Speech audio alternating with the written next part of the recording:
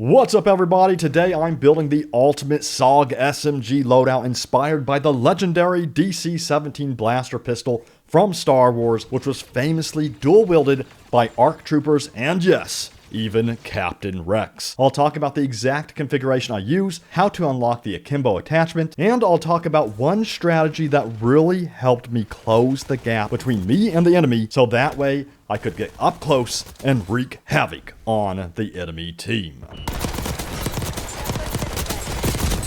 And by the way, I'm running a new contest where you can win $70. You can put it towards a whole new game on the platform of your choice if you want to, or even use it towards your Call of Duty Battle Pass, any new operator skins you want, and so much more. So check out the pinned comment below to enter into the contest, and don't forget to subscribe to the HQ to find out who wins, and good luck to all who enter.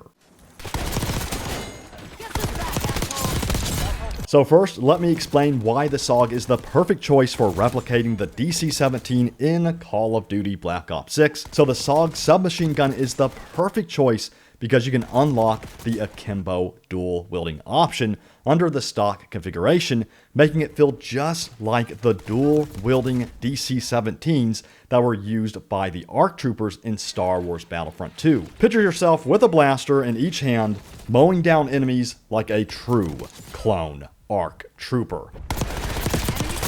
Now granted, the SAUG obviously has quadrillion the fire rate of the DC-17, but it's still very similar with its small form factor and dual wielding option, as I mentioned, which again is the reason why I went with the SAUG for this build.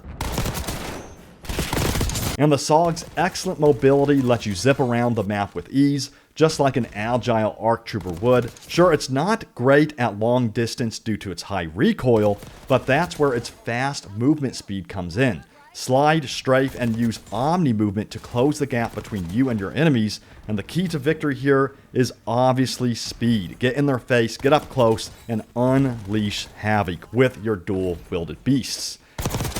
Now let's talk strategy. Since you have to get up close to your enemy to really maximize the damage of the SAUG, I highly recommend you equip smoke grenades.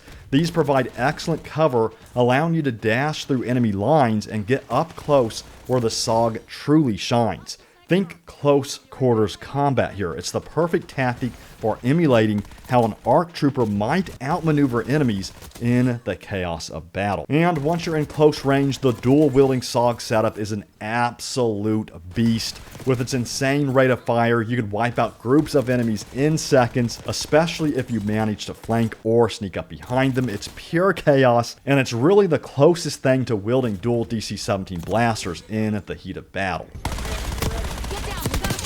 And here's the secret sauce for taking your SAUG loadout to the next level. Equip all green perks to unlock the strategist specialty. I absolutely love this.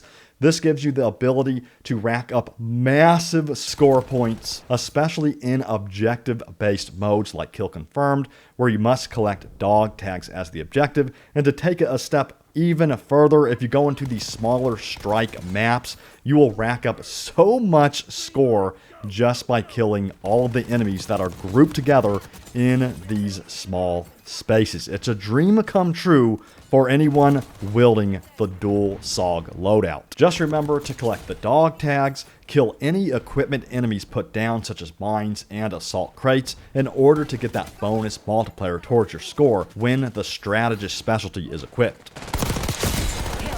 So let's go and take a look at the exact configuration I have set up just for you so you can see exactly what I'm rocking here with my SAUG SMG loadout. And let me know what you are currently rocking for your SAUG SMG. I'm very curious. Leave a comment down below, but let's jump right into it and take a look. All right, so I've hopped into the gunsmith here and we're taking a look at my SAUG dual setup here. We're going to first jump into the stock setup here, which is where you unlock that Akimbo SAUG setup. And there are benefits to this, but there's also cons to this, obviously.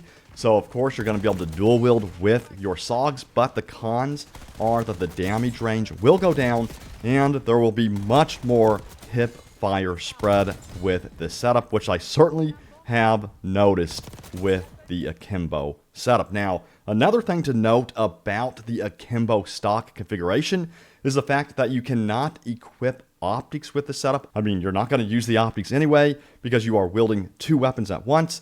And then you will not be able to equip additional underbarrels because, of course, you're not going to be using that anyway because you're dual wielding. So both hands will be using both guns. So that makes sense in that case. Now, moving on, we're going to talk about the muzzle here. I love to go with the muzzle brake with most of my setups. And this, of course, is going to provide that first shot recoil control and that kick reset speed. So this is just going to increase the accuracy of the weapon. And then we have the reinforced barrel as well, which is going to increase the damage range and bullet velocity. So this is going to up the firepower. But again, these things are really utilized up close. So you're going to see the benefits more up close and personal because, again, the accuracy on this thing is not that good when you're trying to shoot, enemies that are way down range. Now, let's talk about the magazine. I have equipped the extended Mag 1, which is going to provide more ammo capacity, but slower reload quickness. I think it's really important that you have a lot more ammo in your magazine in this case, especially when you run into larger groups of enemies. There's other additional options as well, including the extended Mag 2 that you can consider for this. I might actually experiment with this as well, but let me know which configuration you're going to use. Now, let's move on to the rear grip, which is the CQB grip, the final one there on the grips there. This is going to improve, of course, the dive to fire speed, slide to fire speed, and sprint to fire speed. And this is super important because I feel like you're going to be doing a lot of omni movements, if you will, with this setup. You're going to want to run around the enemies, slide around the enemies, dive towards your enemies, and stuff like that with the setup. So very useful there.